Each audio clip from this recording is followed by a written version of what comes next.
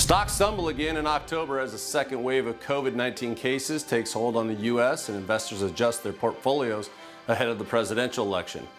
Will election results offer a market rebound, or will COVID-19 steal the show once again? That action starts now.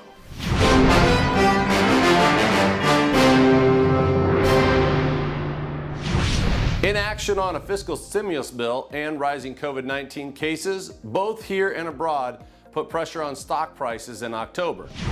The Dow Industrials, which have lagged much of the year, dropped nearly 5%. The S&P 500 index fell about 3%, while the NASDAQ Composite slipped a little more than 2%. The theme moving markets was a new fiscal stimulus bill, which many believe is needed to keep the recovery moving. When talks appeared on track, stocks rallied. When negotiators broke down, stocks fell. As hope for a stimulus deal faded, a surge in COVID in the US and Europe added to souring market sentiment. As the month came to a close, many companies reported solid earnings for the third quarter, but the market seemed overwhelmed by macro issues, with selling accelerating in the final week of trading. The election results will take center stage this month. Should President Trump get reelected, investors would expect him to follow similar policy initiatives during his second term. If former Vice President Biden wins, investors may be listening closely to public statements and potential cabinet appointments to gain insight into his policy priorities.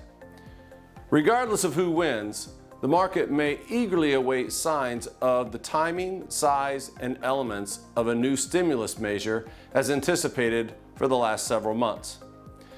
For the month of November, our models are comfortably positioned with 35% exposure to equities. While our current sector focus is on tech, consumer cyclical, healthcare, communication services, industrial, and basic materials, the final election results will most likely impact our sector focus and overall exposure to equities. As a reminder, my current allocation is not a recommendation. Regardless of what happens next, investors like you need to have a simple and yet solid financial plan that reduces risks, costs, and taxes while securing the necessary income that you need to maintain your lifestyle throughout retirement. So if you don't have a plan, or you're not comfortable with the plan that you have, call me today to get pointed in the right direction. I'm Chad Kuntz, and that puts a wrap on the November 2020 Market Action Report.